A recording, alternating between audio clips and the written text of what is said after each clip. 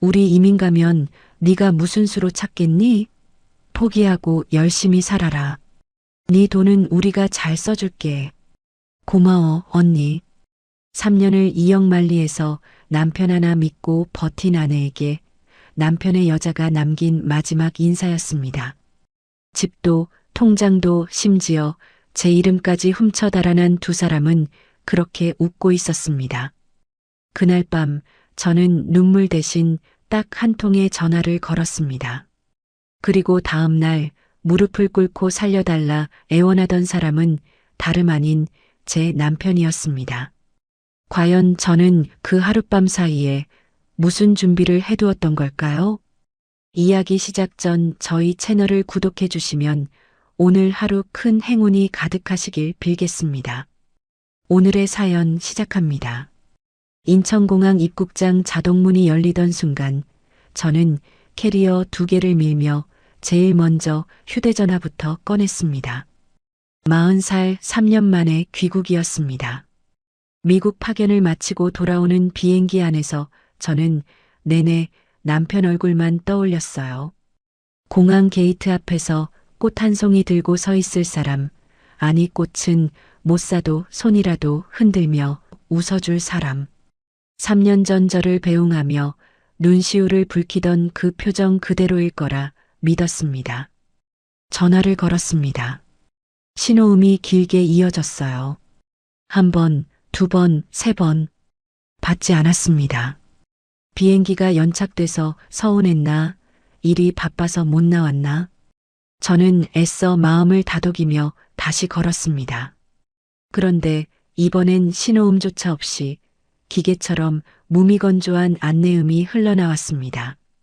고객님께서 거신 번호는 없는 번호입니다. 손끝이 살짝 굳었습니다. 잘못 눌렀나 싶어 통화 목록에서 남편 이름을 찾아 다시 눌렀어요. 같은 안내음. 다시 또 같은 안내음. 저는 입국장 한복판에 우두커니 서서 사람들이 저를 스치고 지나가는 것도 모른 채 화면만 들여다봤습니다. 없는 번호라니. 15년 넘게 저장돼 있던 번호가. 메신저를 열었습니다. 남편 프로필이 사라져 있었어요. 이름도 사진도 없이 회색 실루엣만 덩그러니 마지막 접속 기록도 뜨지 않았습니다. 그제야 가슴 밑바닥에서 서늘한 것이 스멀스멀 올라오기 시작했지요. 하지만 저는 고개를 저었습니다. 폰을 바꿨겠지, 계정을 새로 팠겠지. 3년이나 떨어져 있었으니 그럴 수도 있는 거라고. 택시를 잡아탔습니다. 기사님께 신혼집 주소를 부르는데 3년 만이라 그런지 목소리가 살짝 떨렸어요. 창밖으로 익숙한 거리가 스쳐 지나갔습니다. 결혼하고 처음 신혼살림을 들이던 날 남편이 무거운 세탁기를 낑낑대며 옮기다 허리를 삐끗해 둘이 마주보고 웃던 골목. 저는 그 골목을 지나며 조금 마음이 놓였습니다. 집에 가면 다 있겠지. 남편도 우리 살림도 3년 전 그대로. 아파트 현관 앞에 섰습니다. 1204호. 도어록 앞에서 저는 익숙하게 비밀번호를 눌렀어요. 결혼기념일 4자리. 삐빅하고 붉은 불이 들어왔습니다. 다시 눌렀습니다. 또 붉은 불. 손가락이 틀렸나 싶어 천천히 한 자리씩 힘주어 눌렀는데도 문은 열리지 않았습니다. 그때 눈에 들어온 겁니다. 현관문 옆 명패가 바뀌어 있었어요. 박성우가 아니라 제가 한 번도 들어본 적 없는 낯선 이름 석자. 저는 명패를 손으로 만져봤습니다. 스티커도 아니고 아예 새로 붙인 문패였어요. 그 순간 다리에 힘이 쭉 빠지는 느낌이 들었습니다. 저기요, 잠깐만요. 혹시 이 집 사람들 언제 바뀌었어요? 마침 옆집 문이 열리며 나오던 아주머니를 붙잡았습니다. 캐리어를 붙든 제 손이 눈에 띄게 떨리고 있었을 겁니다. 여기 1204호 박성호 씨 집 아니에요? 제가 이 집 안 사람이에요. 제 집인데 문이 안 열려요. 아주머니가 저를 위아래로 훑어보더니 곤란한 표정을 지었습니다. 박성호요? 아유, 여기 몇 달 전에 새로 이사 왔어요. 젊은 부부가 들어왔던데요. 예전에 살던 사람은 벌써 나갔죠. 두어 달은 된 것 같은데. 이사요? 누구 마음대로요? 그건 나도 모르죠. 관리사무소 가서 물어봐요. 여기서 붙잡고 물어봐야 내가 뭘 알겠어요. 저는 캐리어를 끌고 1층 관리사무소로 내려갔습니다. 엘리베이터 거울에 비친 제 얼굴은 이미 핏기가 가셔 있었어요. 관리사무소 직원은 제 신분증을 확인하고 컴퓨터를 한참 두드리더니 조심스럽게 입을 열었습니다. 1204호 말씀하시는 거죠? 이 집 2달 전에 소유권이 넘어갔습니다. 매매 처리됐고요. 지금은 새 주인분이 살고 계세요. 매매요? 그 집을 누가 팔았는데요? 저는 그런 적 없어요. 제 허락 없이 그게 어떻게 팔려요? 서류상으로는 명의자분이 처분하신 걸로 나옵니다. 금매로 나왔고요. 시세보다 좀 낮아서 거래가 빨랐다고 들었습니다. 관리사무소 유리창 너머로 오후 햇살이 비스듬히 들어오고 있었습니다. 그 밝은 빛 속에서 저는 온몸의 피가 발끝으로 빠져나가는 기분이었어요. 우리 집을 팔았다. 남편이. 제가 미국에서 밤낮 없이 일하는 동안 우리 신혼집이 헐값에 넘어갔다. 2달 전에 그 자리에 얼마나 서 있었는지 모르겠습니다.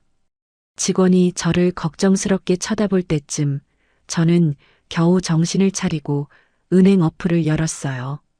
손가락이 떨려서 지문 인식이 몇 번이나 실패했습니다. 파견 나가기 전 남편에게 관리를 맡겨둔 공동계좌, 그리고 제 이름으로 꼬박꼬박 부어온 급여 적금. 화면이 열리는 순간 저는 숨을 멈췄습니다. 공동계좌 잔고 영원. 급여 적금 해지. 3년 동안 한 달도 거르지 않고 넣은 돈이 바닥까지 긁어낸 듯 붉은 숫자만 남기고 사라져 있었습니다. 마지막 출금 내역을 확인했어요. 불과 일주일 전, 제가 아직 미국에 있을 때 누군가 마지막 한 푼까지 인출해 갔던 겁니다. 괜찮으세요? 얼굴이 너무 창백하세요. 잠깐 앉으실래요? 직원의 목소리가 아득하게 들렸습니다. 저는 괜찮다고 손을 저으며 관리사무소를 나왔어요. 다리가 후들거려서 근처 카페에 겨우 들어가 자리를 잡았습니다. 캐리어 2개를 발치에 세워두고 저는 따뜻한 차 한 잔을 시켜놓고 한동안 아무것도 하지 못했습니다. 창밖으로 사람들이 지나갔어요. 웃으며 통화하는 사람, 아이 손을 잡은 엄마, 퇴근길에 장을 봐 가는 부부. 다들 평범한 하루를 살고 있는데 저만 방금 세상 밖으로 튕겨 나온 것 같았습니다. 3년 전 그날이 떠올랐습니다. 남편은 사업에 실패하고 빚더미에 앉아 있었어요. 잘 다니던 회사를 나와 버린 일이 잘못되면서 우리 부부 통장은 마이너스로 곤두박질 쳤지요. 밤마다 남편은 낡은 영업 장부를 끌어안고 거실 소파에서 울었습니다. 다시 보험 영업으로라도 일어서 보겠다며 초심으로 돌아가겠다며 그 굽은 등을 볼 때마다 제 마음이 얼마나 미어졌는지 몰라요. 그래서 저는 결심했습니다.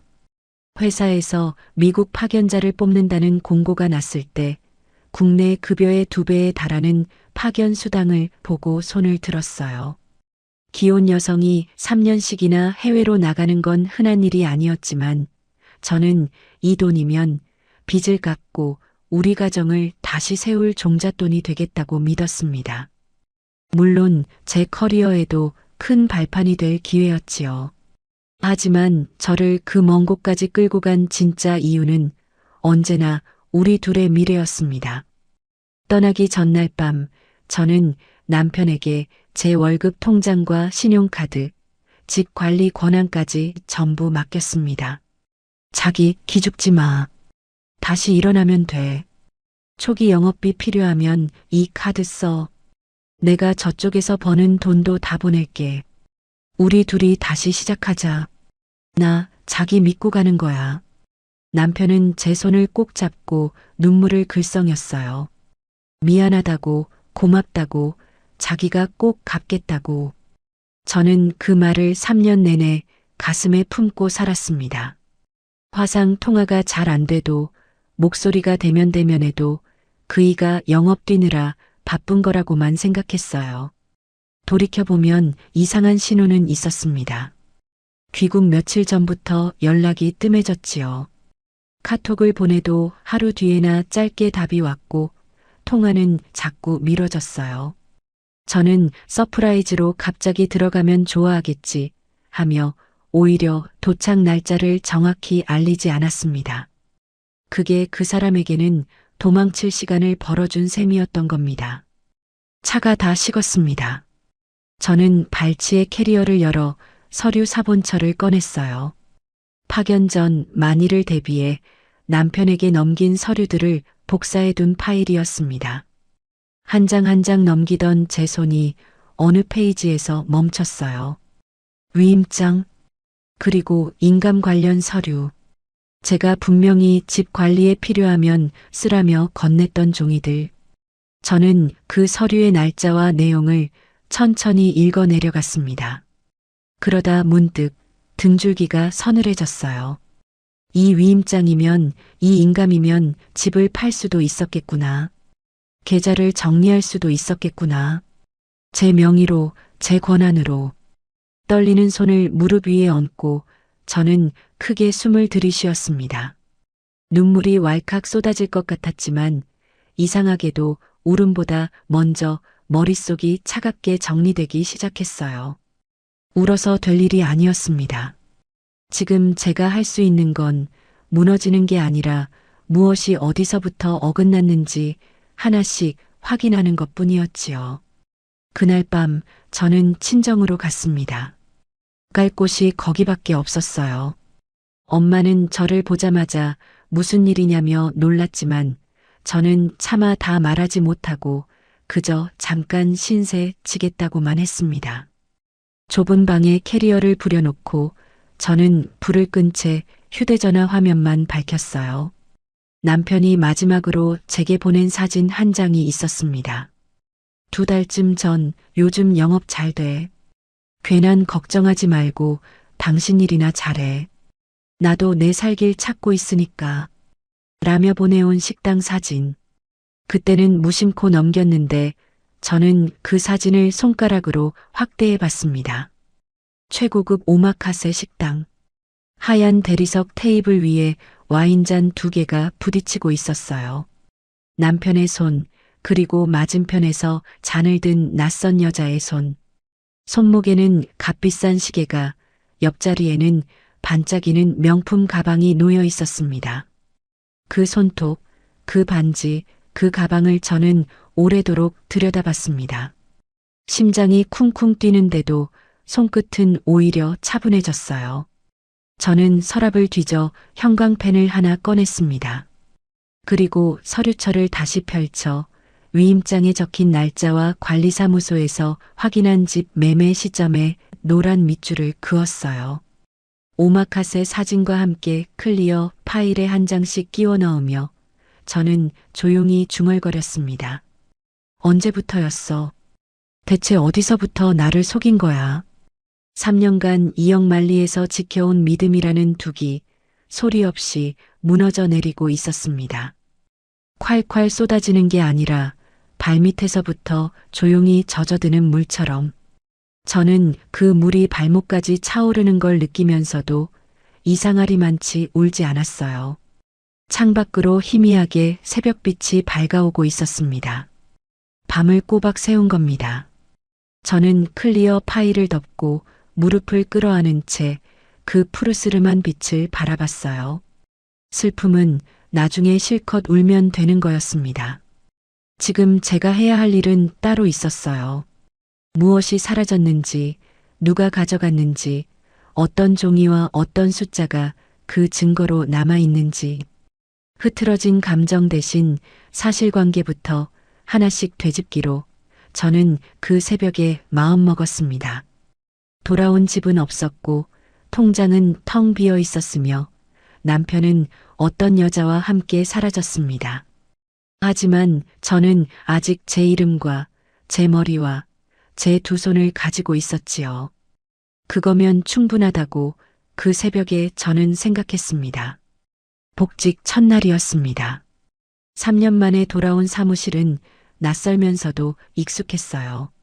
후배들이 반갑게 인사를 건네고 부장님은 역시 권미라 씨가 와야 사무실이 딱 제자리로 돌아온 것 같네며 어깨를 두드려 주셨지요. 저는 웃으며 인사를 받았습니다.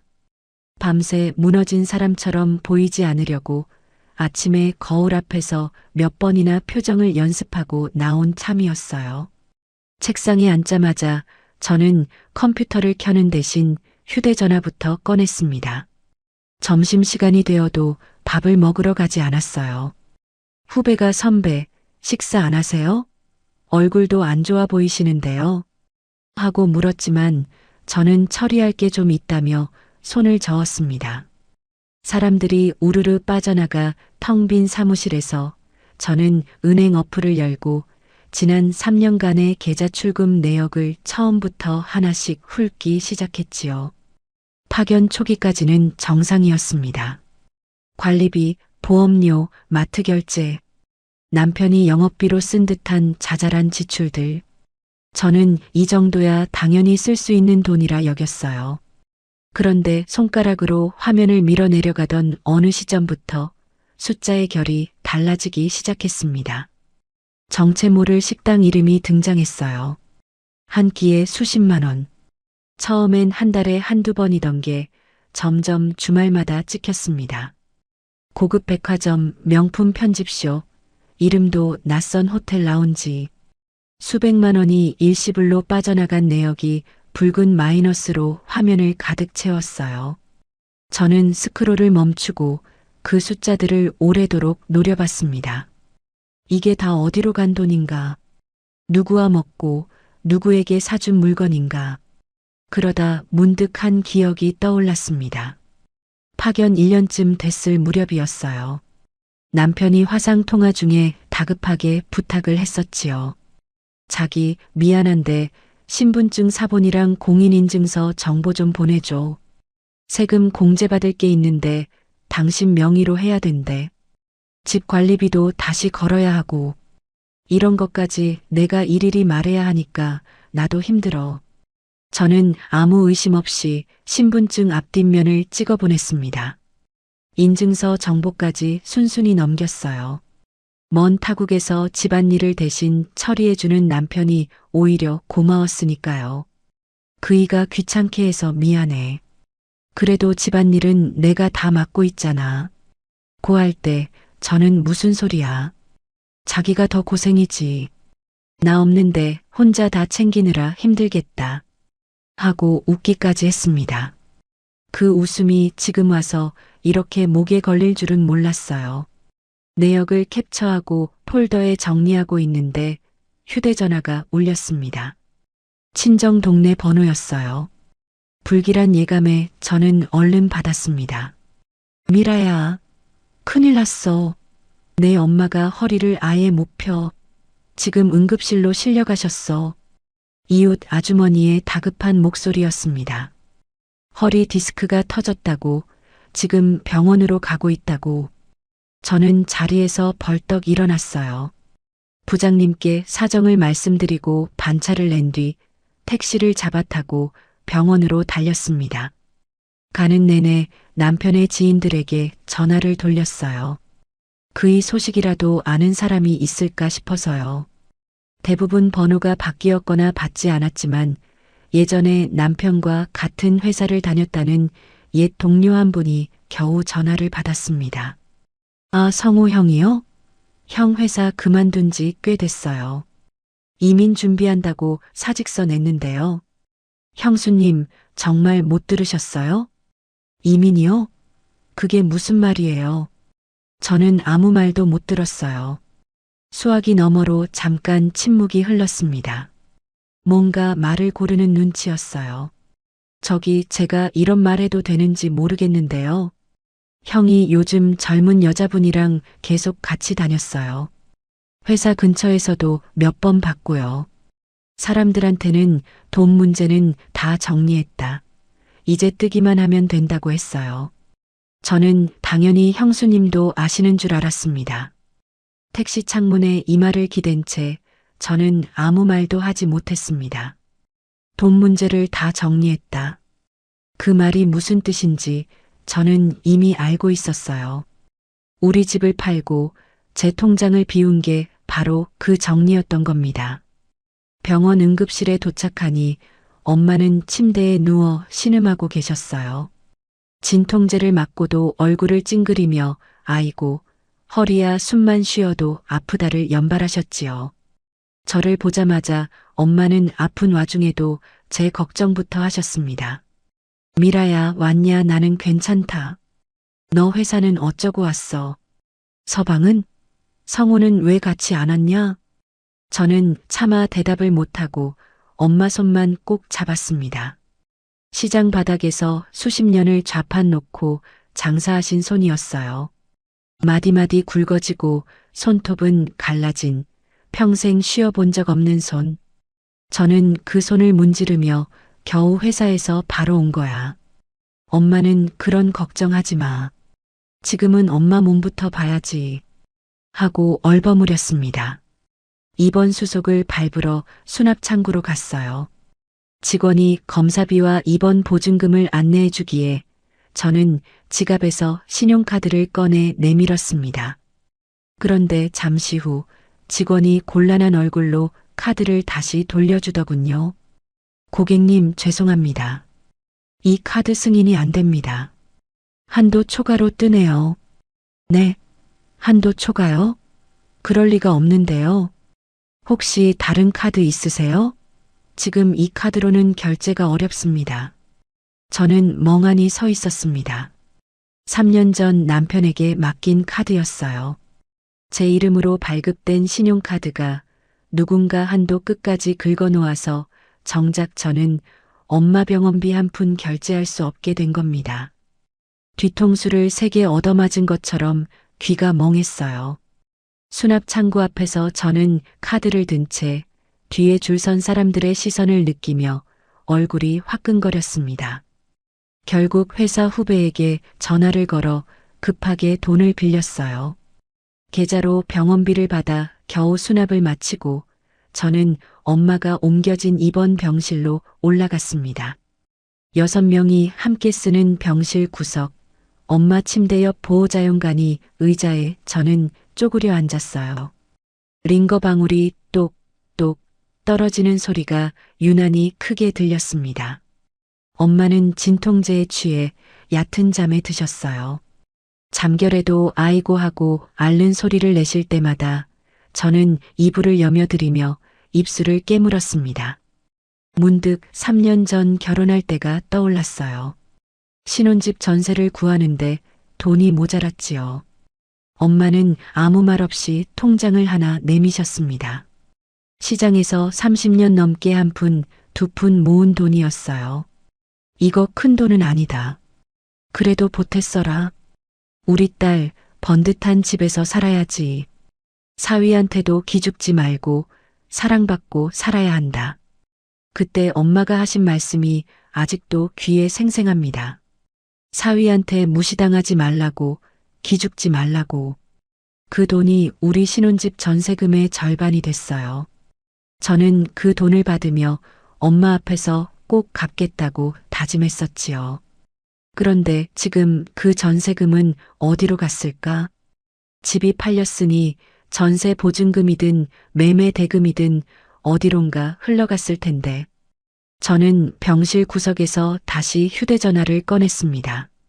엄마의 앓는 소리를 배경음 삼아 남편의 옛 SNS를 하나하나 뒤졌어요. 이미 계정은 없어졌지만 파견 중에 제가 무심코 캡처해둔 화면들이 사진첩에 남아 있었거든요. 오마카세 사진.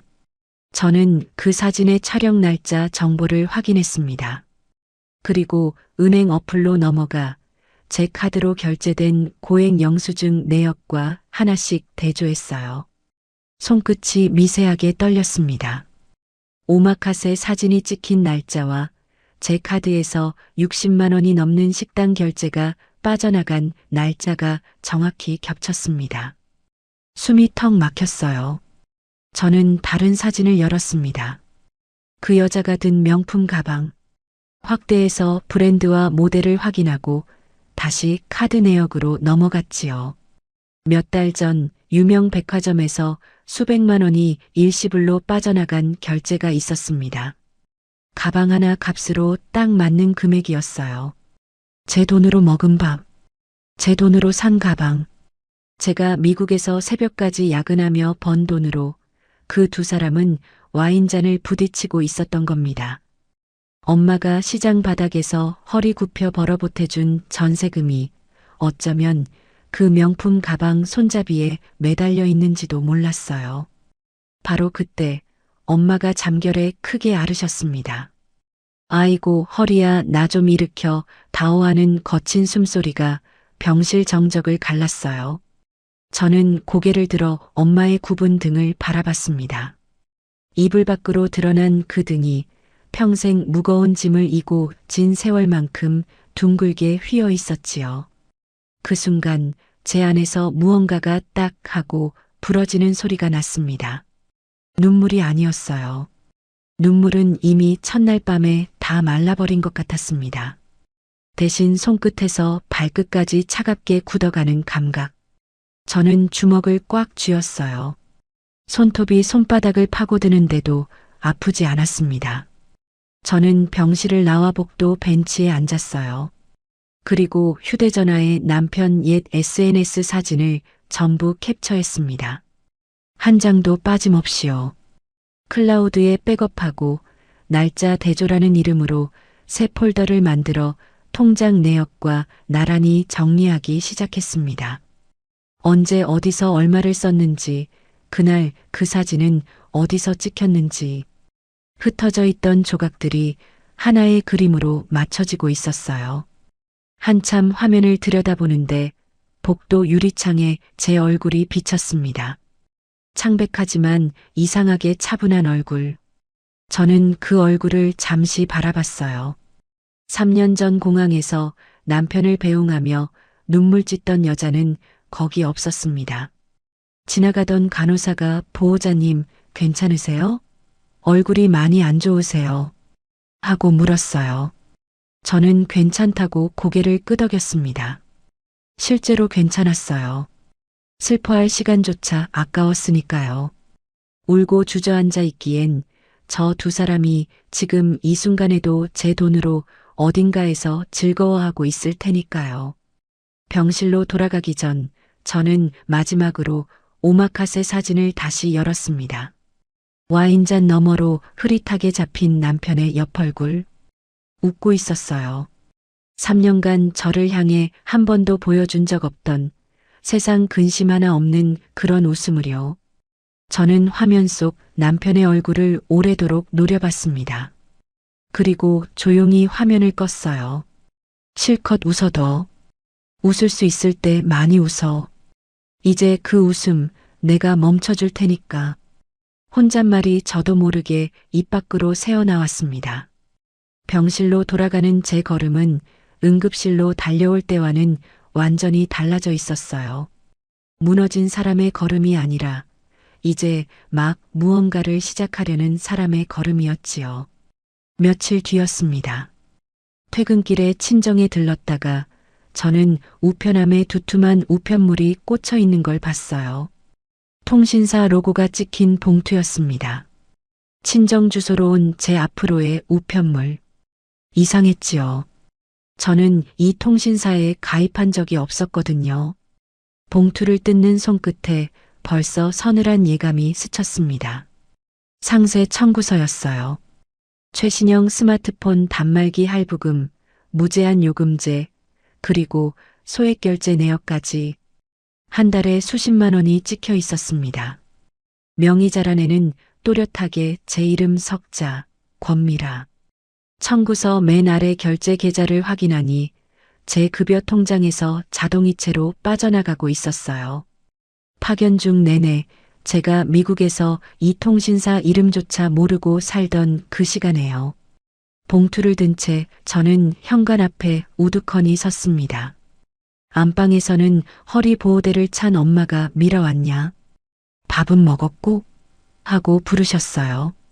저는 응, 엄마. 나왔어. 걱정 말고 누워있어. 하고 대답하면서도 눈은 청구서에서 떼지 못했습니다. 이건 단순히 돈을 빼돌린 것과는 또 다른 문제였어요. 제 이름으로 제가 모르는 휴대전화가 개통돼 있다는 뜻이었으니까요. 다음 날 오전 저는 반차를 냈습니다. 청구서에 적힌 대리점 주소를 찾아 곧장 갔어요. 매장에 들어서자마자 직원에게 청구서를 내밀고 목소리를 낮게 깔았습니다. 이 번호 제 이름으로 개통돼 있네요. 그런데 저는 한 적 없어요. 가입 신청서 원본이랑 단말기 받아간 사람 서명, 지금 바로 확인해 주세요. 직원이 처음엔 대수롭지 않게 여기더군요. 본인 확인만 되면 바로 조회해 드리겠습니다. 잠시만 기다려 주세요. 하기에 저는 신분증을 내밀고 기다렸습니다. 잠시 후 직원이 서류철을 들고 왔어요. 가입 신청서 사본을 제 앞에 펼쳐놓는데 순간 저는 헛웃음이 났습니다.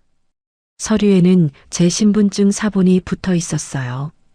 그리고 신청인 서명란에 제 이름이 적혀 있었습니다. 그런데 그 글씨체가 제 것이 아니었어요. 제 필체를 흉내낸 어설프고 조잡한 가짜 서명. 회계 방향도 받침의 모양도 저와는 딴판이었지요. 누군가 제 신분증을 보면서 대충 따라 그린 게 분명했습니다. 이거 제 서명 아니에요. 제 글씨 이렇게 안 써요. 여기 보세요. 지금 제가 쓰는 서명이랑 나란히 놓고 보면 바로 티나잖아요. 직원의 얼굴이 굳어졌습니다. 저는 그 자리에서 종이에 제 서명을 몇 번 적어 보였어요. 나란히 놓고 보니 누가 봐도 다른 글씨였습니다. 직원이 당황하며 개통 당시 기록을 찾아봤어요. 저기 몇 달 전에 남자분이 오셨네요. 대리인이라고 하셨고요. 젊은 여자분이랑 같이 오셨는데 여동생이라고 말씀하신 것 같습니다. 위임장 가져오셔서 최신형 폰 개통에 가셨고요. 여동생이요? 그 사람 여동생 없어요. 외아들이에요. 저는 속으로 헛웃음을 삼켰습니다. 남편에게 여동생은 없었어요. 그이는 외아들이었지요. 젊은 여동생이라는 여자가 누구인지 저는 짐작이 갔습니다. 직원에게 그 여자의 인상차기를 물었어요. 30대 초반, 키가 크고 마른 편, 머리는 길고 밝게 염색했다고. 저는 수첩을 꺼내 직원이 말하는 대로 또박또박 받아 적었습니다. 이 번호 아직 쓰고 있죠? 요금이 계속 빠져나가고 있으니까 살아있는 거 맞죠?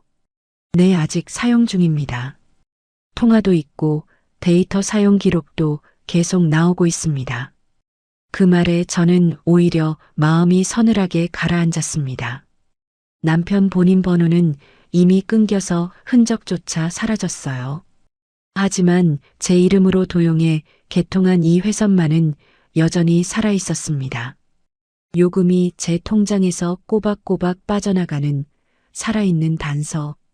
이 폰을 쓰는 사람이 어디 있든 이 번호는 저를 그 사람에게 데려다 줄 실마리였어요. 저는 가입 신청서 사본과 청구서를 발급받아 서류 봉투에 담았습니다. 대리점을 나오며 문득 이 조각들을 하나로 깨어야겠다는 생각이 들었어요. 흩어진 채로는 그냥 억울한 이야기일 뿐이지만 시간 순으로 나란히 놓으면 그건 이야기가 아니라 증거가 되니까요. 사무실로 돌아온 저는 곧장 엑셀을 열었습니다.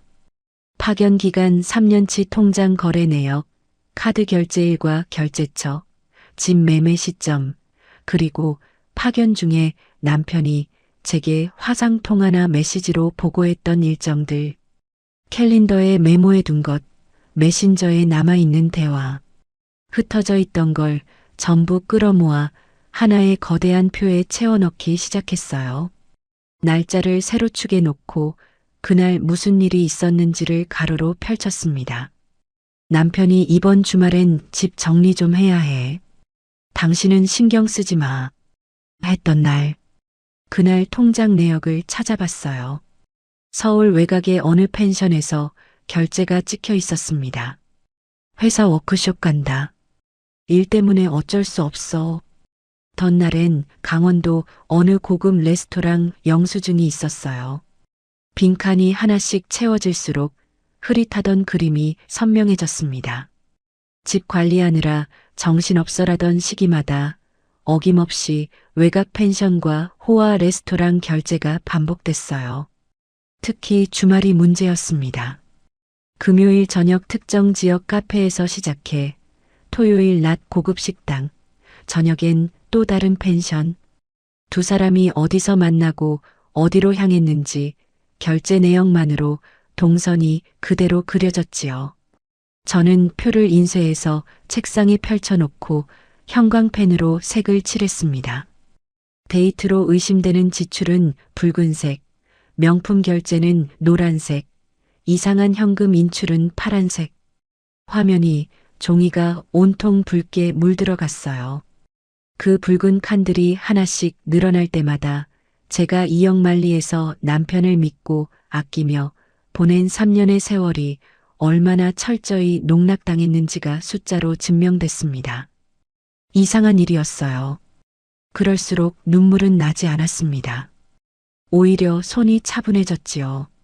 저는 청구서 원본, 가입 신청서 사본, 그리고 엑셀 출력물을 두꺼운 서류 봉투에 차곡차곡 담았습니다. 순서대로 날짜별로. 나중에 누군가에게 이걸 내밀 때 한눈에 알아볼 수 있도록요. 그러다 문득 대리점 직원이 말한 젊은 여동생이 계속 마음에 걸렸어요. 저는 인터넷 검색창에 남편이 다니던 보험사 지점 이름을 쳤습니다. 조직도가 뜨더군요. 설계사들의 사진과 이름이 나란히 실린 페이지였어요. 저는 화면을 천천히 내리며 대리점 직원이 말한 인상착의와 맞는 여자를 찾았습니다. 한 명이 눈에 들어왔어요. 30대 초반 마르고 키 큰 여자. 밝게 염색한 긴 머리. 이름은 이수정, 나이는 33. 프로필 사진 속 그 여자는 카메라를 향해 환하게 웃고 있었습니다. 저는 오마카세 사진을 나란히 띄워봤어요. 사진 속 명품 가방을 든 손, 손목에 시계. 각도는 달랐지만 저는 직감했습니다. 이 사람이구나. 모니터에 두 화면을 나란히 띄워놓고 저는 한참을 들여다봤습니다. 왼쪽엔 남편이 제게 보낸 거짓 보고 일정표, 오른쪽엔 이수정의 웃는 얼굴. 두 사람이 제 돈으로 그려낸 3년간의 동선이 이제 제 눈앞에서 하나의 지도가 되어 있었어요. 제 눈빛이 어땠는지는 모르겠습니다. 다만 옆자리 후배가 지나가다 저를 흘끔 보더니 아무 말 없이 조용히 지나가더군요. 나중에 들으니 선배, 그때 표정 진짜 무서웠어요. 말 걸면 안 될 것 같았어요. 고하더라고요. 아마 그랬을 겁니다. 슬픔이 다 빠져나간 자리에 벼려진 칼 같은 무언가만 남아있었을 테니까요. 저는 서랍 깊숙이 넣어둔 서류들을 다시 꺼냈습니다. 파견 전 남편에게 넘겼던 인감 관련 서류의 사본, 그리고 아직 제 손에 남아있는 금융 서류들. 이것들이 앞으로 어떻게 쓰일지 그때는 아직 정확히 그려지지 않았지만 하나만은 분명했어요. 이 종이들이 두 사람의 목을 조를 밧줄이 되리라는 것. 서류를 가방에 챙겨 넣으며 저는 반격의 첫 단추를 채우는 기분이었습니다. 무작정 화를 내는 게 아니라 하나하나 순서대로. 마치 오래 미뤄둔 숙제를 시작하는 사람처럼 담담하게요. 퇴근 무렵 창밖 하늘이 잔뜩 흐려 있었습니다. 금방이라도 비가 쏟아질 것 같은 잿빛 구름이 낮게 깔려 있었어요. 저는 서류 봉투를 가슴에 안고 그 하늘을 잠시 올려다봤습니다. 집을 팔아 챙기고 통장을 비우고 제 이름까지 훔쳐 폰을 만들어 쓰면서 두 사람은 아마 이렇게 생각했을 겁니다. 미국에 있는 여자가 이걸 어떻게 알겠어? 알아도 뭘 어쩌겠어? 멀리 있으니 못 찾을 거라고, 찾아도 손 쓸 방법이 없을 거라고. 저는 그 안일함이 두 사람의 가장 큰 실수라는 걸 알고 있었습니다. 저는 이미 돌아왔고 모든 걸 보고 있었으니까요. 기생충들. 남의 피 빨아먹고도 웃었지. 이제 내가 떼어낼 차례야. 혼잣말이 조용히 새어나왔습니다. 남의 피를 빨아먹고 사는 벌레들. 제 삶에 붙어 3년을 갉아먹은 것들을 저는 이제 하나도 남김없이 도려낼 작정이었어요. 감정으로가 아니라 이 서류 봉투에 담긴 증거 하나하나로요. 가방을 어깨에 메고 사무실을 나서는데 마침 첫 빗방울이 창을 두드렸습니다. 저는 우산도 없이 걸음을 옮겼어요. 비를 조금 맞아도 상관없었습니다. 오히려 머리가 맑아지는 기분이었으니까요.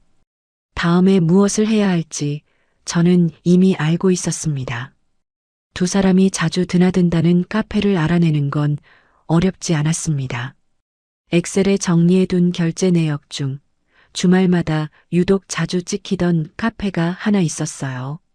남편이 다니던 보험사 지점에서 걸어서 5분 거리, 골목 안쪽의 조용한 곳이었습니다. 저는 점심시간에 맞춰 그 카페를 찾아갔어요.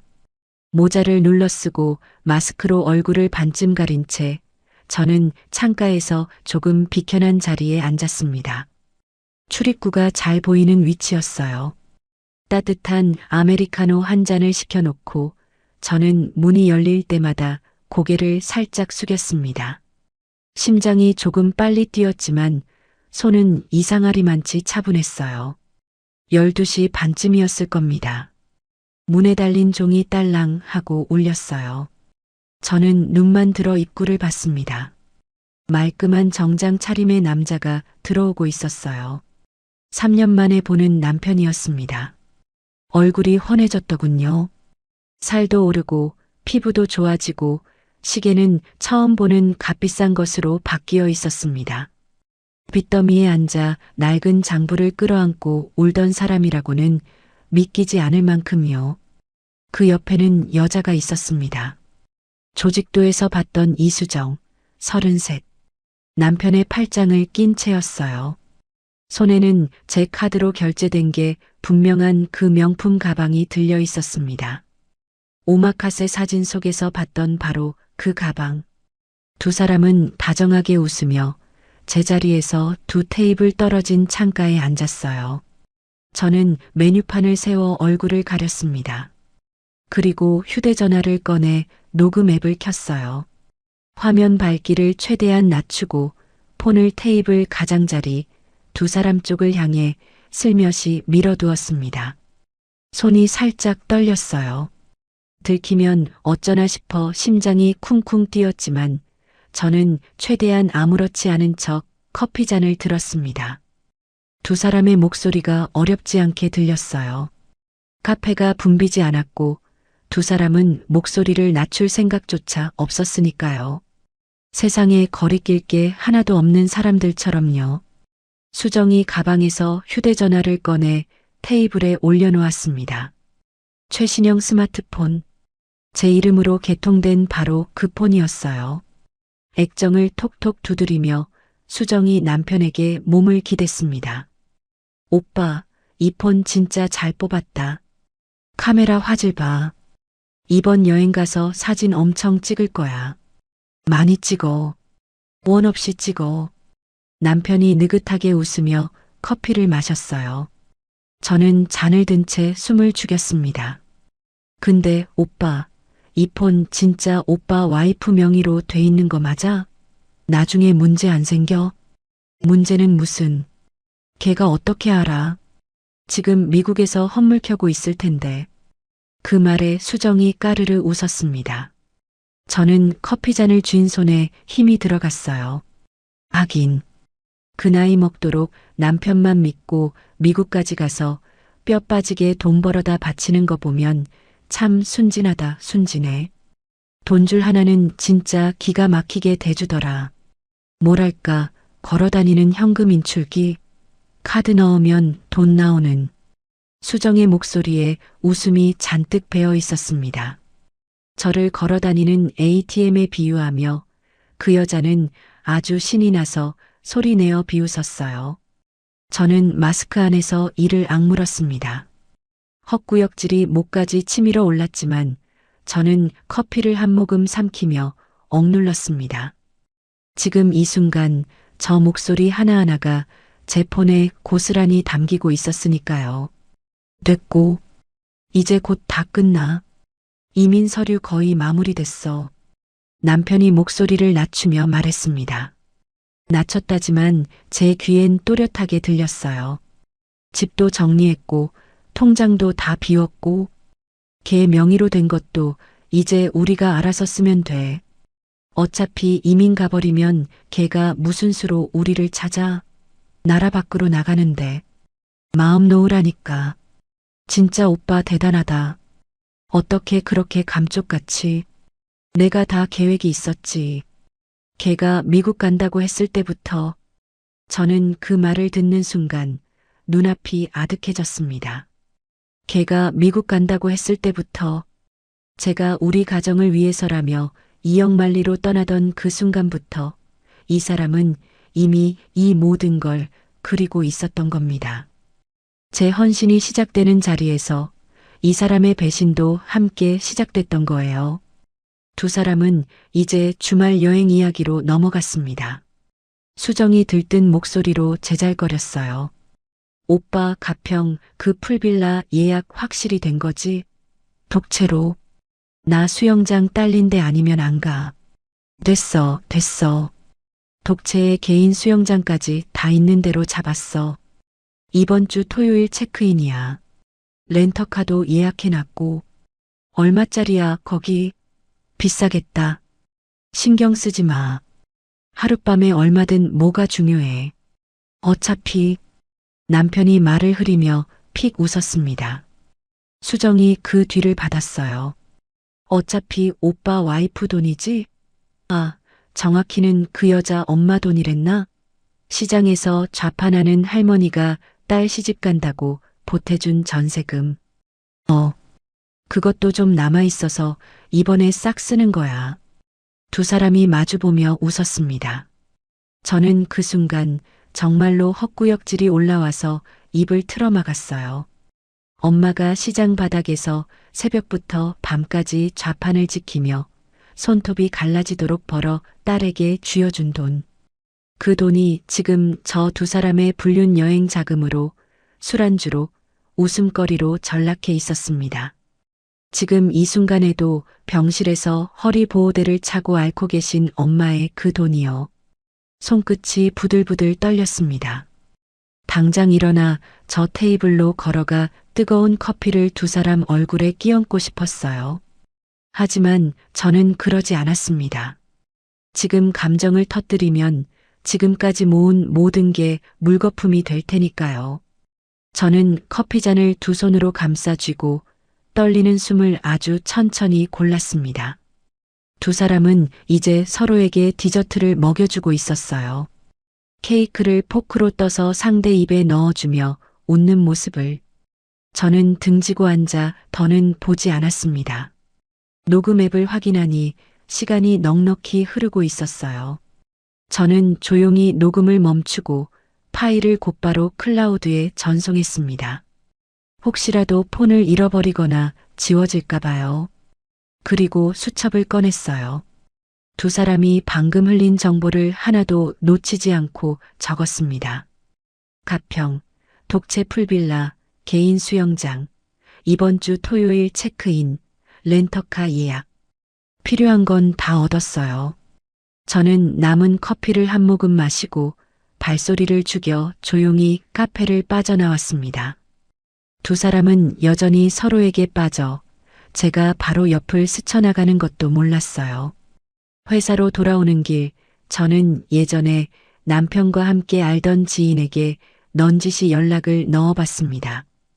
이민 서류를 처리하느라 남편이 잠시 새 번호를 만들어 쓰고 있다는 걸 알게 됐어요. 사라졌던 번호가 잠깐 되살아난 셈이었지요. 저는 그 번호를 수첩에 적어두고 사무실 빈 회의실로 들어갔습니다. 문을 닫고 저는 그 번호로 전화를 걸었습니다. 신호음이 2번 울리자 남편이 받았어요. 목소리에 경계심이 잔뜩 배어 있었습니다. 여보세요? 누구세요? 나야. 미라. 수화기 너머로 숨을 훅 들이켜는 소리가 들렸습니다. 침묵이 몇 초간 이어졌어요. 저는 그 침묵을 즐기듯 기다렸다가 아주 부드럽고 다정한 목소리로 말을 이었습니다. 오랜만이네. 잘 지냈어? 나 귀국했어. 그래. 미라야, 그게 내가 설명할 게 있는데. 설명 안 해도 돼. 저는 웃으며 말했어요. 정말로 웃는 목소리로요. 나 다 알아. 집도 통장도. 근데 있잖아. 나 이제 다 포기했어. 붙잡을 힘도 없더라. 자기 이민 간다며. 잘 준비해. 새 사람이랑 잘 살아. 나는 나대로 살게. 진짜? 진짜 그렇게 생각해? 목소리에 안도가 스며드는 게 느껴졌습니다. 저는 속으로 코웃음을 쳤어요. 응. 멀리 가서 잘 살아. 괜히 마지막에 얼굴 붉히지 말자. 나도 이제 마음 정리하고 싶어. 그동안 고생했어, 우리. 미라야, 미안하다. 진짜, 넌 참 좋은 사람이었는데. 됐어. 다 지난 일인데 뭐. 준비 잘하고. 끊을게. 저는 전화를 끊었습니다. 그리고 회의실 의자에 등을 기대며 천천히 숨을 내쉬었어요. 방금 그 통화로 2사람은 주말 풀빌라 일정을 절대 바꾸지 않을 겁니다. 아내가 다 포기했다고 안심했을 테니까요. 도망칠 이유가 없어졌으니 2사람은 예정대로 그 독채에서 나를 비웃으며 술잔을 부딪힐 거예요. 제가 바라는 게 바로 그거였습니다. 저는 곧바로 대학 동기에게 전화를 걸었습니다. 법률사무소에 다니는 친구였어요. 저는 명의도용, 전자금융거래법 위반, 부동산 무단 처분에 대해 형사고발이 가능한지 물었습니다. 친구는 제 이야기를 다 듣더니 놀란 목소리로 말했어요. 미라야, 이거 그냥 부부 재산 다툼 수준이 아니야. 위조 서명에 명의도용에 무단 매각까지. 증거만 확실하면 충분히 형사로 갈 수 있어. 근데 상대가 출국하려고 한다며? 그럼 시간 없어. 빨리 경찰서 경제팀으로 가. 서류 잘 챙겨서. 증거는 있어. 자금 추적표도 만들어놨고 녹음도 있고 위조 신청서 사본도 받아놨어. 전화기 너머로 잠깐 침묵이 흐르더니 친구가 작게 웃었어요. 너 진짜 준비 다 해놨구나. 알았어. 필요한 서류 목록 정리해서 보내줄게. 통화를 마치고 저는 수첩을 펼쳐 친구가 불러주는 대로 필요 서류 목록을 적었습니다. 경찰서 경제팀 방문 일정, 챙겨갈 서류들, 고소장에 들어갈 내용까지 하나하나 꼼꼼하게요. 회의실 창밖으로 오후 햇살이 비쳐들었습니다. 저는 수첩을 덮으며 오늘 카페에서 들은 그 웃음소리를 떠올렸어요. 걸어다니는 현금 인출기라고 순진하다고 저를 비웃던 그 목소리. 어차피 못 찾을 거라고 방심하던 그 목소리. 저는 조용히 미소 지었습니다. 이번 주 토요일 그 웃음이 어떻게 얼어붙는지 2사람은 곧 알게 될 테니까요. 토요일이 오기 전 저는 해야 할 일들을 순서대로 처리했습니다. 다음 날 이른 아침 은행 문이 열리자마자 저는 주거래 은행 본점을 찾아갔어요. 창구 직원에게 신분증과 가족관계 증명서를 내밀고 남편에게 남아있던 모든 가족카드와 연동 계좌를 즉시 정지시켜 달라고 요청했습니다. 본인 명의 카드가 대리 사용되고 있어서요. 지금 당장 전부 막아주세요. 직원이 화면을 확인하더니 아직 정지되지 않은 카드 2장과 연동 계좌 하나가 살아있다고 알려줬어요. 저는 그 자리에서 전부 정지 처리했습니다. 그리고 계좌에 미처 인출되지 못한 채 남아있던 잔여 자금을 새로 개설한 단독 명의의 보안 계좌로 안전하게 옮겼어요. 액수가 많진 않았지만 단 한 푼이라도 더는 그 사람들 손에 흘러가게 두고 싶지 않았습니다. 이미 써버린 돈, 특히 엄마의 전세금은 카드 정지로 되찾을 수 없다는 걸 저도 알고 있었어요. 하지만 그건 별도로 민사 반환 청구로 되찾기로 방향을 잡았습니다. 형사로 두 사람을 단죄하는 것과 민사로 돈을 회수하는 것. 두 갈래로 나눠서 가야 한다고 법률사무소 친구가 일러줬거든요. 은행을 나서며 저는 곧장 관할 경찰서로 향했습니다. 증거 서류가 가득 담긴 가방이 묵직했어요. 청구서 원본, 위조된 가입 신청서 사본, 집 매매 관련 서류, 은행 거래 내역, 그리고 3년치를 정리한 엑셀 출력물과 녹음 파일까지. 저는 경제팀 안내를 받아 담당 형사 앞에 앉았습니다. 최 형사라는 분이었어요. 40대 후반쯤 됐을까 무뚝뚝한 표정에 피곤함이 배어있는 얼굴이었습니다. 제가 서류 봉투를 책상에 내려놓자 형사님은 대충 훑어보며 심드렁하게 물었어요. 어떤 일로 오셨어요? 명의도용, 전자금융거래법 위반, 부동산 무단 처분으로 고소하러 왔습니다. 제 명의를 도용해서 휴대전화를 개통하고 제 집을 무단으로 팔아넘기고 수천만 원을 빼돌린 사람이 있어요. 형사님의 표정이 미묘하게 바뀌었습니다. 서류를 넘겨보던 손이 잠깐 멈췄어요. 이거 남편분이신데요? 부부간에 이런 건 좀 애매합니다. 재산 다툼으로 보면 민사로 가시는 게 예상했던 반응이었어요. 저는 침착하게 말을 받았습니다. 부부라도 배우자 명의를 도용해서 서명을 위조하면 사문서 위조입니다. 동의 없이 집을 팔면 무단 처분이고요. 여기 보세요. 저는 위조된 가입 신청서 사본을 형사님 앞으로 밀었습니다. 이게 제 서명이라는데 제 필체가 아니에요. 지금 제가 직접 써보여 드릴게요. 누가 봐도 다르죠. 대리점 직원도 남자분이 젊은 여자랑 와서 개통해 갔다고 진술했고요. 형사님이 두 서명을 번갈아 봤어요. 확실히 다른 글씨였습니다. 저는 이어서 엑셀 출력물을 펼쳤어요. 이건 지난 3년간 제 통장과 카드에서 빠져나간 돈을 날짜별로 정리한 겁니다. 남편이 저한테 집 관리 중이라고 보고한 날마다 외곽 펜션이랑 고급 식당에서 결제가 찍혀 있어요. 여기 붉은 칸들 전부 데이트 자금으로 의심되는 지출이고요. 이 노란 칸은 명품 결제, 파란 칸은 정체 모를 현금 인출입니다. 형사님이 표를 들여다보는 눈빛이 조금씩 달라졌어요.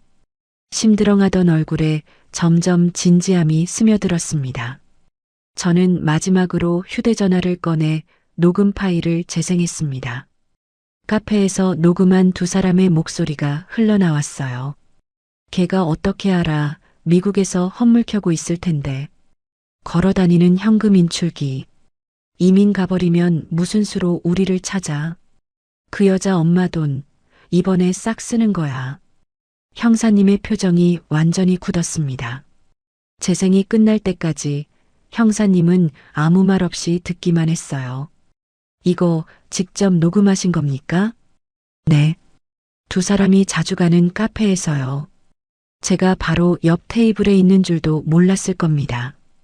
형사님이 짧게 숨을 내쉬었어요. 그리고 서류를 처음부터 다시 이번엔 아주 꼼꼼하게 넘겨보기 시작했습니다. 무뚝뚝하던 태도가 온데간데 없이 사라지고 눈빛에 수사관 특유의 예리함이 살아나기 시작했어요. 명의도용에 위조된 서명에 자금 흐름까지 이렇게 정리해 오시는 분은 처음 봅니다. 형사님, 문제는 시간이에요. 저는 몸을 앞으로 기울이며 말했습니다. 이 사람들, 이민 준비 다 끝났어요. 곧 나라 밖으로 나갑니다. 지금 안 잡으면 증거고 뭐고 다 소용없어요. 출국해버리면 이 서류들이 무슨 의미가 있겠어요. 형사님이 미간을 찌푸리며 고개를 끄덕였습니다. 하지만 곧 난감한 표정을 지었어요.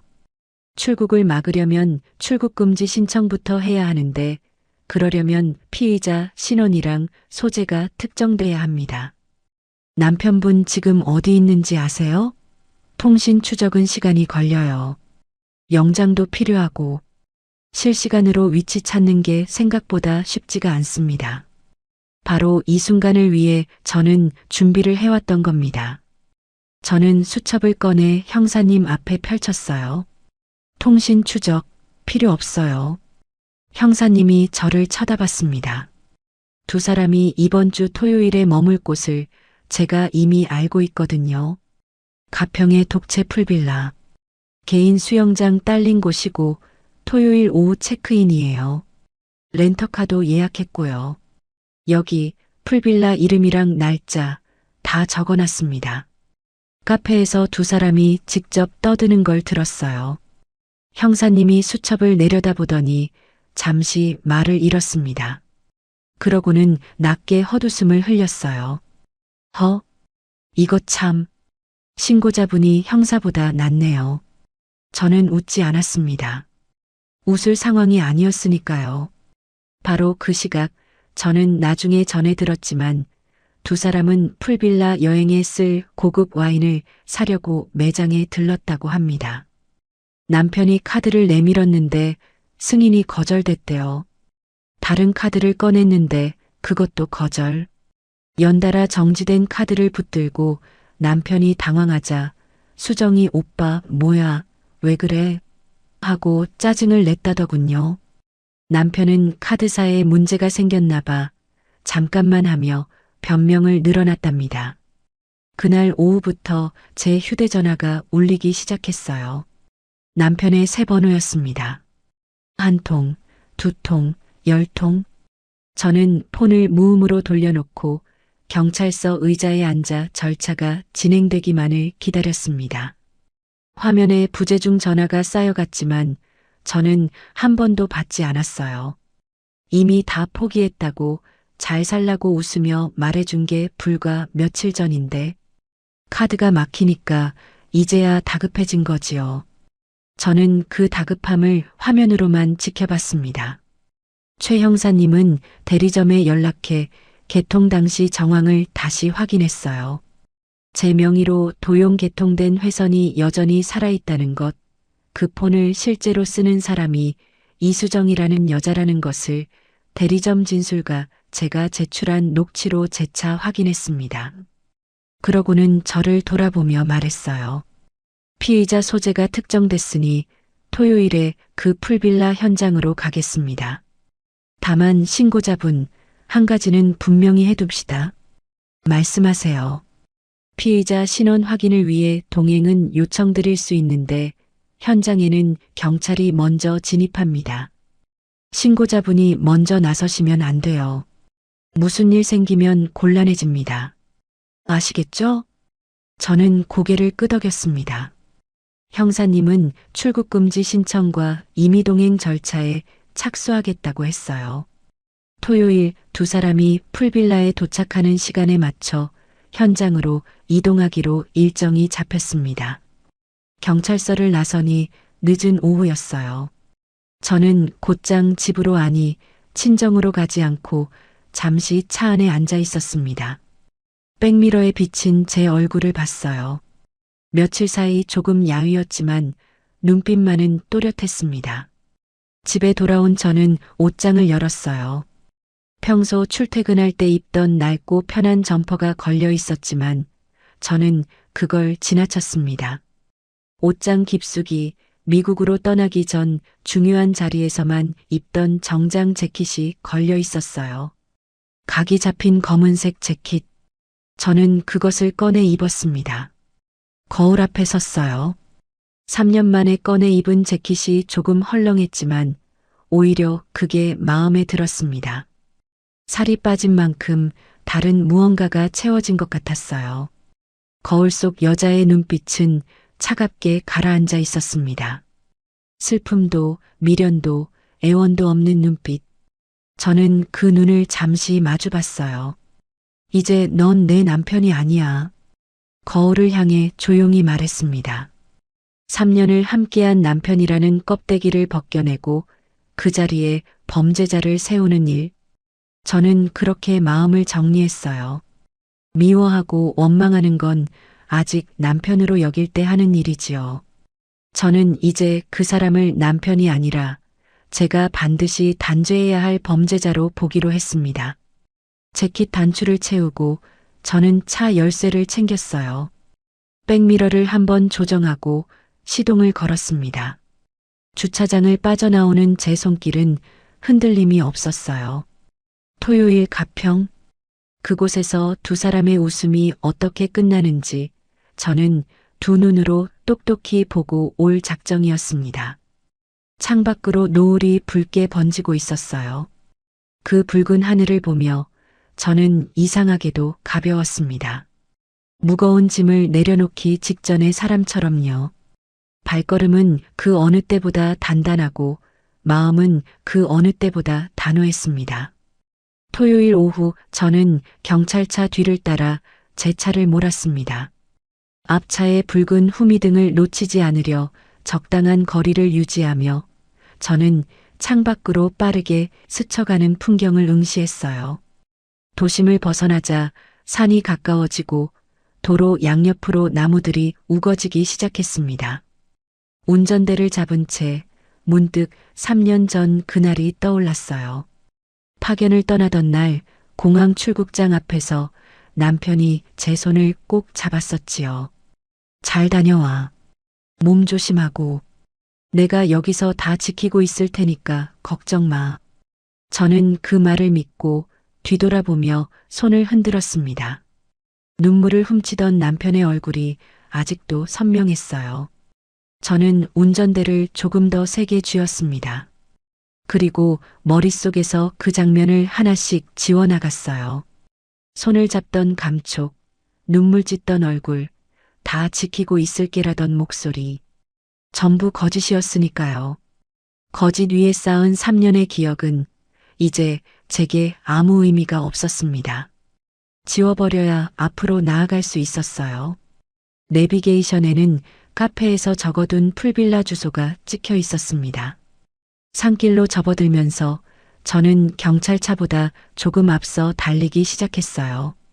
최 형사님은 절대 먼저 나서지 마라, 멀리서 신원만 확인하고 경찰이 진입할 때까지 차 안에서 기다리라고 몇 번이나 못을 박았습니다. 저도 그러겠다고 했어요. 감정으로 다 망칠 순 없었으니까요. 가평 외곽의 풀빌라 단지 초입에 저는 먼저 도착했습니다. 산 중턱에 독채들이 띄엄띄엄 자리한 조용한 곳이었어요.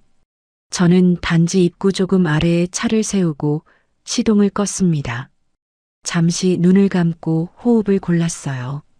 차에서 내려 풀빌라 쪽으로 걸어 올라갔습니다. 산 공기가 서늘했어요. 새소리와 바람에 나뭇잎 스치는 소리만 들리는 지나치게 평화로운 곳이었습니다. 저 안에서 두 사람이 제 돈으로 산 와인을 마시며 웃고 있을 거라 생각하니 이 평화가 더 서늘하게 느껴졌어요. 독채 앞 주차장에 이르렀을 때 저는 걸음을 멈췄습니다. 한 구석에 렌터카 한 대가 세워져 있었어요. 번호판을 확인했습니다. 제 카드로 결제 내역이 찍혀 있던 바로 그 렌터카였어요. 두 사람이 안에 있다는 게 확실해졌습니다. 차는 아무렇게나 주차선을 무시하고 비스듬히 세워져 있었어요. 그 삐뚤어진 주차 하나에도 두 사람의 뻔뻔함이 배어 있는 것 같았습니다. 경찰차는 아직 도착하지 않았어요. 산길이라 제가 조금 앞섰으니 몇 분의 시간이 있었습니다. 저는 그 짧은 시간이 저에게 주어진 마지막 순간이라는 걸 직감했어요. 경찰이 들이닥쳐 모든 게 공적인 절차로 넘어가기 전에 제가 저 두 사람의 얼굴을 마주할 마지막 순간, 저는 제 차로 돌아갔습니다. 트렁크를 열었어요. 거기엔 예전에 남편과 함께 낚시 다닐 때 쓰던 아이스박스가 실려 있었습니다.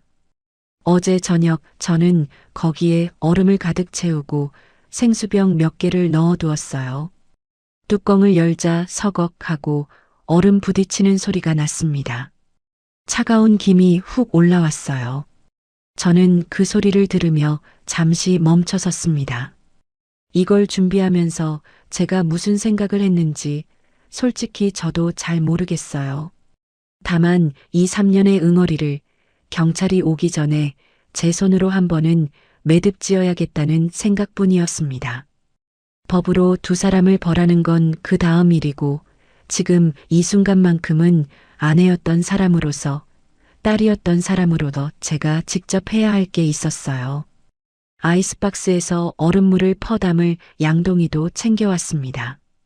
저는 얼음이 서걱이는 소리를 들으며 다시 한번 깊게 호흡을 가다듬었어요. 손이 떨리지는 않았습니다.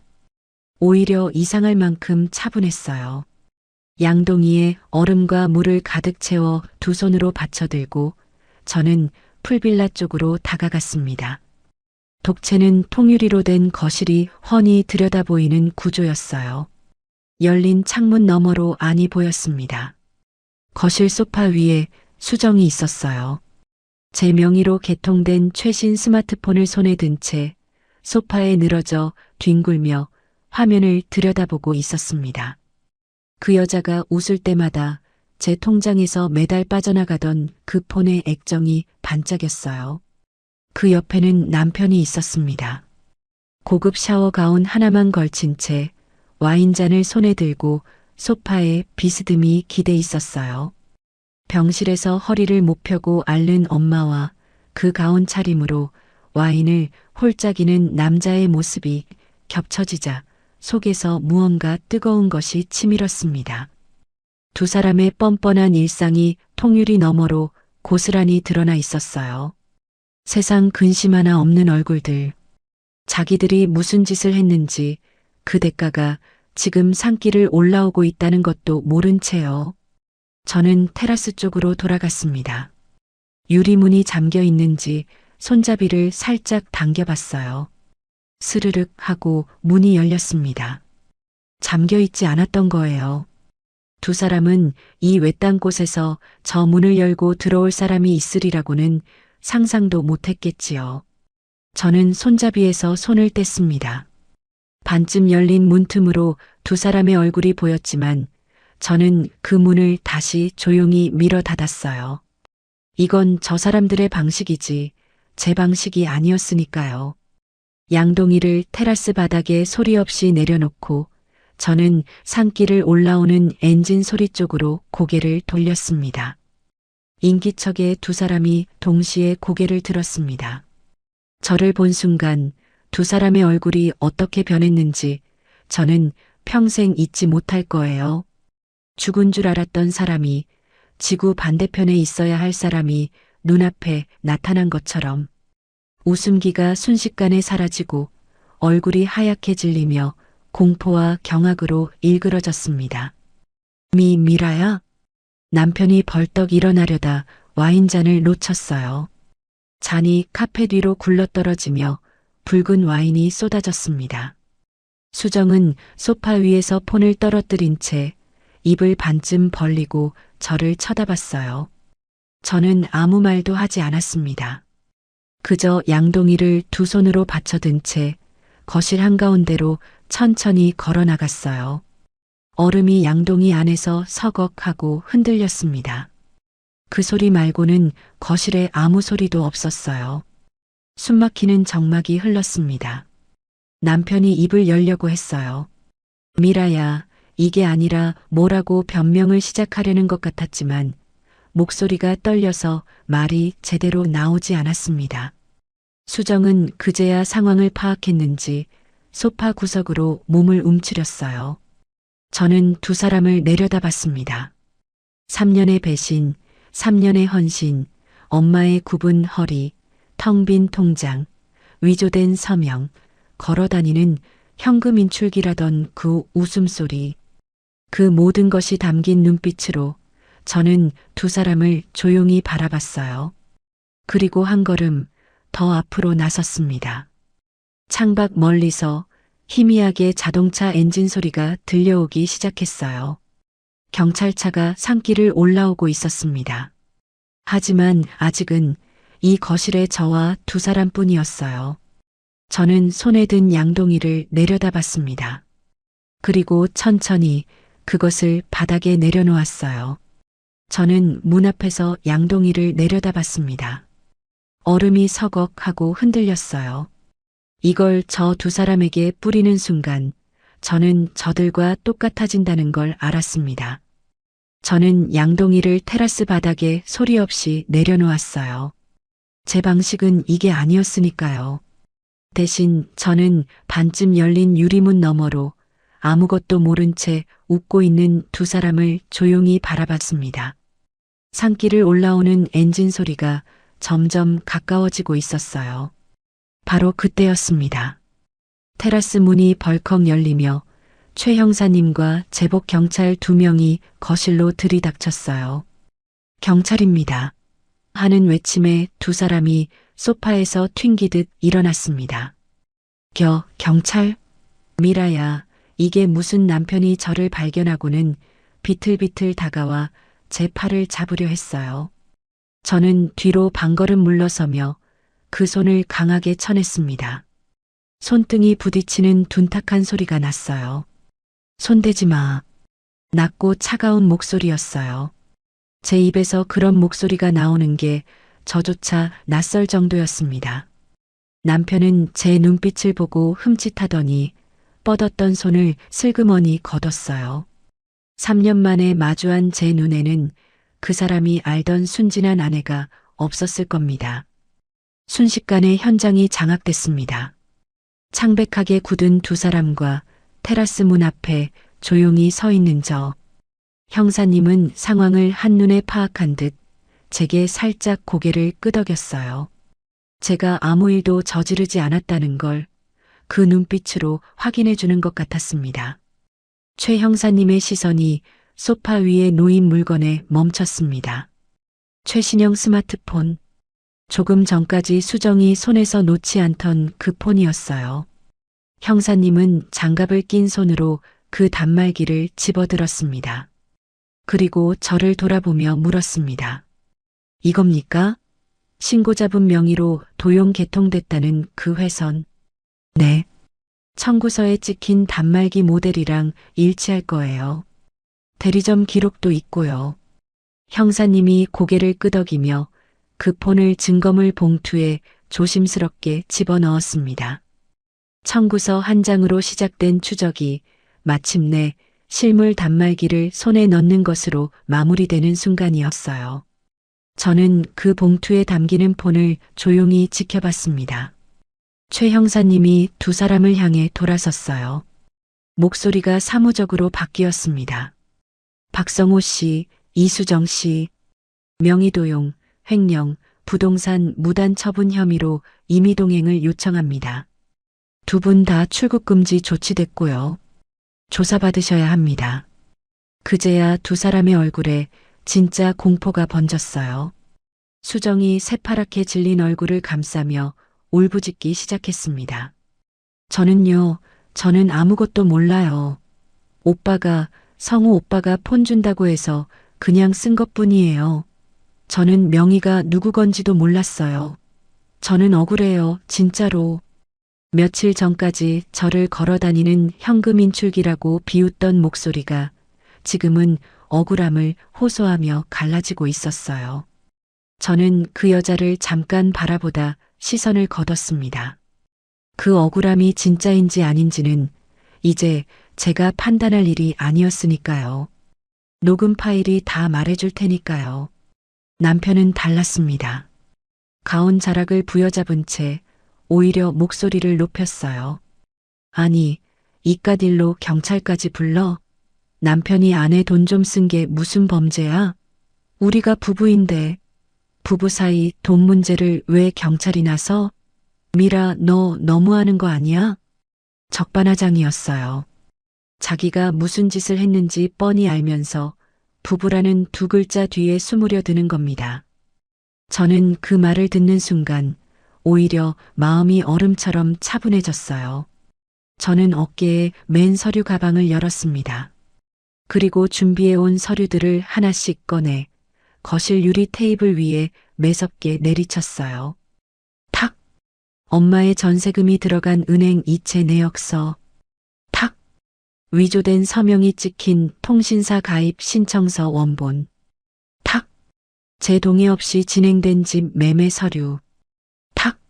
3년치 자금이 어디로 흘러갔는지 정리한 자금 추적표.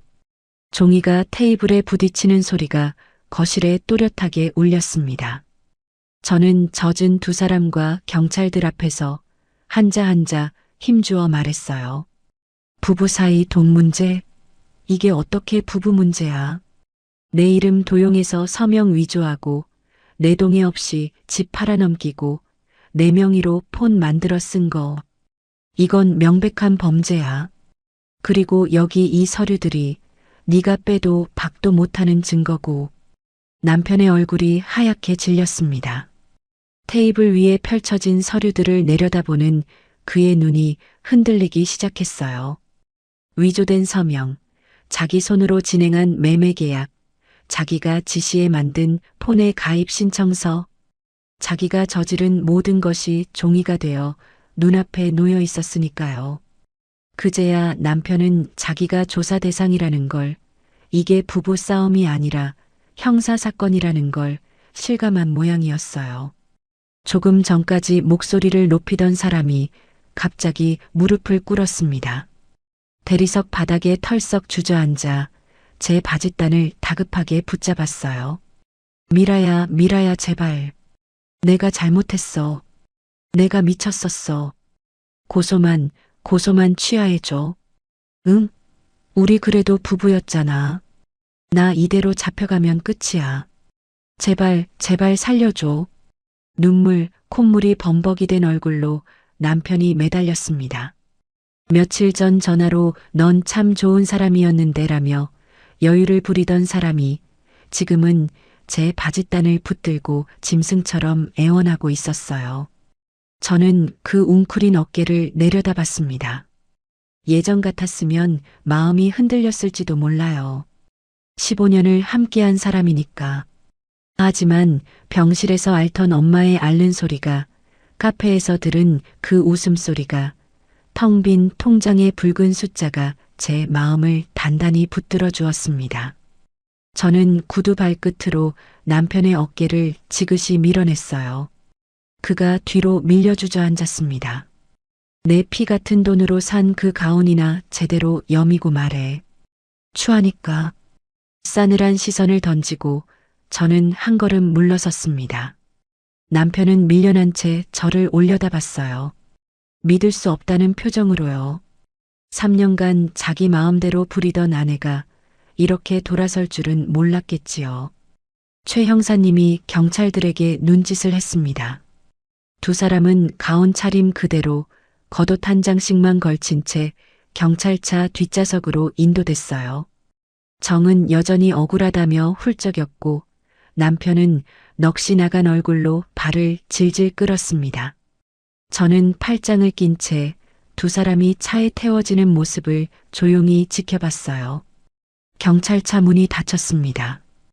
유리창 너머로 남편이 저를 향해 뭐라고 입을 번긋거렸지만 소리는 들리지 않았어요. 저는 아무 표정 없이 그 얼굴을 마주봤습니다.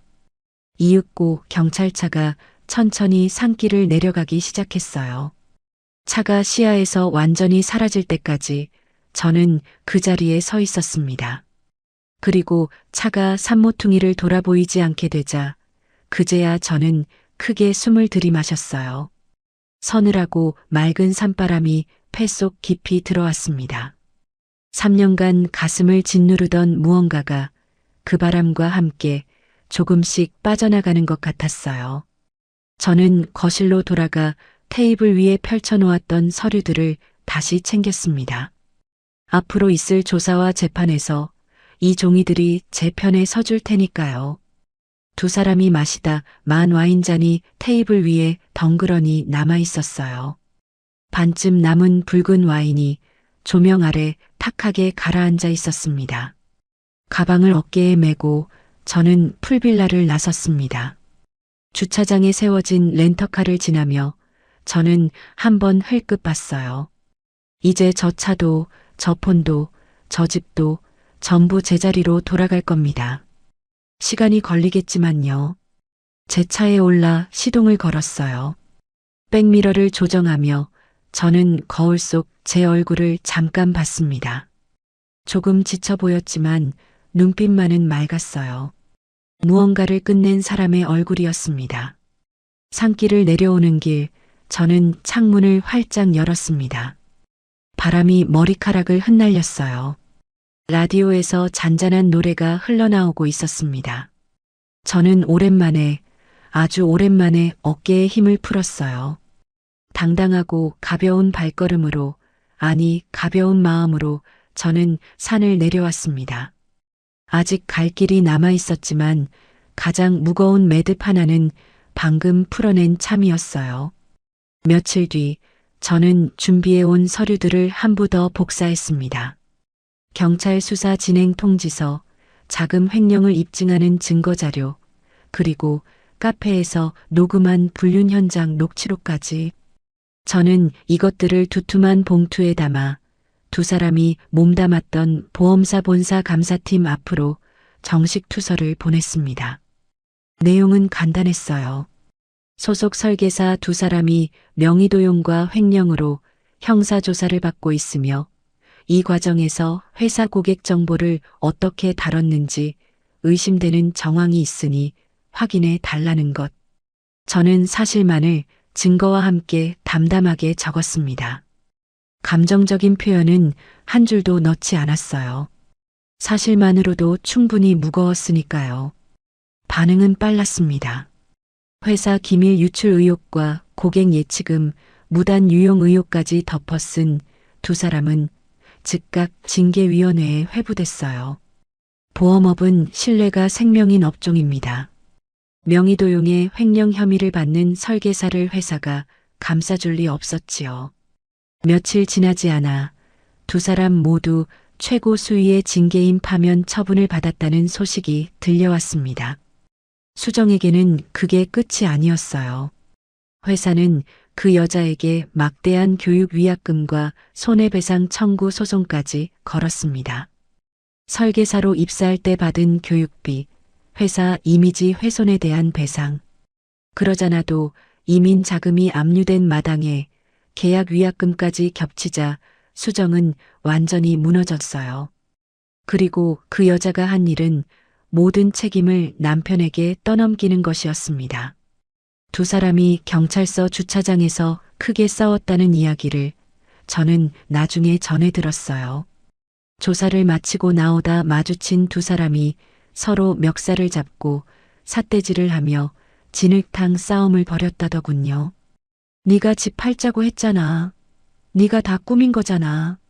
무슨 소리야. 폰은 네가 개통했지. 내가 했어? 내 이름 어디 들어갔어? 누가 먼저 집을 팔자고 했는지, 누가 폰을 개통했는지를 두고 두 사람은 주차장 바닥에서 볼썽사납게 뒤엉켰다고 합니다. 불과 얼마 전까지 서로에게 디저트를 먹여주던 사이가 이제 서로에게 죄를 떠넘기며 진창을 구르고 있었어요. 저는 그 이야기를 듣고도 아무 감흥이 없었습니다. 그저 저럴 줄 알았다는 생각뿐이었지요. 모든 것을 잃은 남편이 저를 찾아온 건 비가 억수같이 쏟아지던 밤이었습니다. 친정집 인터폰이 울렸어요. 화면을 보니 남편이 서 있었습니다. 우산도 없이 비를 흠뻑 맞은 채였어요. 흠뻑 젖은 초라한 몰골로 가슴에는 비닐로 싼 무언가를 꼭 끌어안고 있었습니다. 자세히 보니 그건 3년 전 그이가 거실 소파에서 끌어안고 울던 낡은 초기 영업장부였어요. 사업에 실패하고 다시 일어서겠다며 초심의 상징처럼 붙들고 있던 바로 그 장부. 미라야, 나 좀 봐. 제발. 잠깐만. 인터폰 너머로 남편의 목소리가 떨려 나왔습니다. 저는 잠시 화면을 바라보다 현관문을 열고 나갔어요. 처마 아래로 빗물이 쏟아지고 있었습니다. 남편은 저를 보자마자 무너지듯 말을 쏟아냈어요. 미라야, 내가 잠깐 미쳤었어. 진짜로. 그 여자한테 홀려서 내가 제정신이 아니었어. 나 이제 다 잃었어. 직장도 이민도 다. 그때 그 시절로 돌아갈게. 이 장부 기억나지? 나 다시 초심으로 돌아가서 열심히 살게. 그러니까 제발 고소 취하해줘. 응? 우리 다시 시작하자. 빗속에서 그 낡은 장부를 끌어안고 오열하는 모습이 3년 전과 똑같았어요. 하지만 저는 알고 있었습니다. 3년 전에 그 눈물은 진심이었을지 몰라도 지금 이 눈물은 자기가 벼랑 끝에 몰려서 흘리는 눈물이라는 거리요. 저를 위한 눈물이 아니라 오직 자기 자신을 위한 눈물. 저는 아무 표정 변화 없이 남편에게 다가갔습니다. 그리고 그가 가슴에 품고 있던 비닐 덮인 영업장부를 거칠게 빼앗았어요. 남편이요? 하며 놀란 사이 저는 현관 앞 재활용 분리수거함 뚜껑을 열었습니다. 미라야, 그거 내 장부. 저는 그 낡은 장부를 분리수거함 안에 미련 없이 던져 넣었어요. 툭 하고 젖은 종이 뭉치가 떨어지는 소리가 났습니다. 남편의 얼굴이 하얗게 질렸어요. 조심? 3년 전으로 돌아가겠다고? 넌 3년 전에 이미 나 미국 보낼 때부터 이럴 계획이었잖아. 무슨 초심이야. 이 장부 너한테 이제 아무 의미 없어. 나한테도. 저는 담담하게 말했습니다. 목소리를 높이지도 않았어요. 그럴 필요가 없었으니까요. 그리고 저는 미리 준비해둔 봉투 하나를 꺼냈습니다. 이미 제 도장이 찍힌 이혼 소장, 그리고 엄마의 전세금 반환을 청구하는 민사 소장이 담긴 봉투였어요. 저는 그것을 남편의 젖은 가슴팍에 던졌습니다. 봉투가 그의 가슴에 부딪혔다가 빗물이 고인 바닥으로 떨어졌어요. 우리 사이에 남은 건 이거야. 이혼하고 엄마 돈부터 돌려받을 거야. 나머지는 법이 알아서 할 거고. 남편은 바닥에 떨어진 봉투를 주우려다 그대로 주저앉았어요. 빗물 웅덩이 위에 무릎을 꿇은 채 짐승처럼 울기 시작했습니다. 미라야, 미라야 하고 제 이름을 부르면서요. 저는 그를 향해 단 한 번의 눈길도 더 주지 않았습니다. 뒤돌아 현관 안으로 들어와 문을 닫았어요. 그리고 도어록 비밀번호를 그 자리에서 바꿨습니다. 삐빅하고 새 번호가 저장되는 소리가 났어요. 이제 저 사람은 이 문을 다시는 열 수 없을 겁니다. 두꺼운 현관문 밖에서 남편의 울음소리가 빗소리에 섞여 희미하게 메아리쳤어요. 저는 그 소리를 등지고 주방으로 걸어갔습니다. 그리고 주전자에 물을 올려 향긋한 허브차를 한 잔 우렸어요. 따뜻한 김이 올라오는 찻잔을 두 손으로 감싸 쥐고 저는 소파에 앉았습니다. 휴대전화를 열어 은행 어플을 확인했어요. 민사소송을 통해 되찾기 시작한 전세금의 일부가 이미 제 계좌로 들어와 있었습니다. 카드 정지로 지켜낸 자녀 자금, 회복되어 가는 통장 잔고, 붉은 마이너스로 가득했던 화면이 조금씩 제 색을 찾아가고 있었어요. 저는 깊은 안도의 숨을 내쉬었습니다. 그날 밤 저는 오랜만에 아주 깊이 잠들었어요. 꿈도 꾸지 않고요. 시간이 흘렀습니다. 1년이 지났어요. 저는 회사로 완전히 복귀해 미국 파견에서 쌓은 실무 경험과 데이터 분석 능력을 마음껏 발휘했습니다. 3년간 이역만리에서 밤낮 없이 익힌 것들이 이제 온전히 제 것이 되어 빛을 발했어요. 회사에서 대형 금융 프로젝트를 맡았을 때 저는 방대한 자료를 분석하고 위험 요소를 짚어내며 프로젝트를 완벽하게 성공시켰습니다. 돌이켜보면 참 묘한 일이었어요. 가정을 지키겠다며 감수했던 그 파견이 가정을 무너뜨린 사람들을 단죄하는 무기가 되어 주었고, 이제는 저를 다시 일으켜 세우는 발판이 되었으니까요. 남편을 향한 자금 추적표를 만들던 그 실력이 회사에서는 최고의 성과로 인정받았습니다. 탁월한 실무 능력을 인정받은 저는 회사 최연소 팀장으로 승진했어요. 발령이 나던 날 저는 독립된 사무 공간과 제 이름이 새겨진 명패를 배정받았습니다. 팀장 권미라. 누구의 아내도 누구의 며느리도 아닌 온전한 제 이름 석자가 거기 새겨져 있었어요. 엄마는 허리 수술을 무사히 마치고 회복하셨습니다. 되찾은 전세금으로 엄마께 편한 집을 마련해 드렸고, 이제 시장 좌판도 정리하셨어요. 우리 딸이 이렇게 잘 될 줄 알았다며 웃으시는 엄마의 얼굴을 볼 때마다 저는 그 어떤 것보다 큰 보람을 느낍니다. 새 명패가 놓인 자리에 앉아 저는 소매로 명패 위에 옅은 먼지를 부드럽게 닦아냈어요. 그리고 통유리창 너머를 바라봤습니다. 맑고 푸른 하늘이 펼쳐져 있었어요. 3년 전 남편의 손을 잡고 눈물 찢던 공항의 하늘과는 전혀 다른 온전히 제 것인 하늘이었습니다. 누군가의 돈줄도 누군가의 현금 인출기도 아닌 그저 권미라로서 저는 그 하늘을 올려다보며 조용히 미소 지었어요. 단단하고 여유로운 미소였습니다. 무너졌던 자리에서 저는 저 스스로의 힘으로 다시 일어섰습니다. 그리고 이제는 압니다. 저를 무너뜨린 건 그 사람이었지만 저를 다시 세운 건 오직 저 자신이었다는 것을요.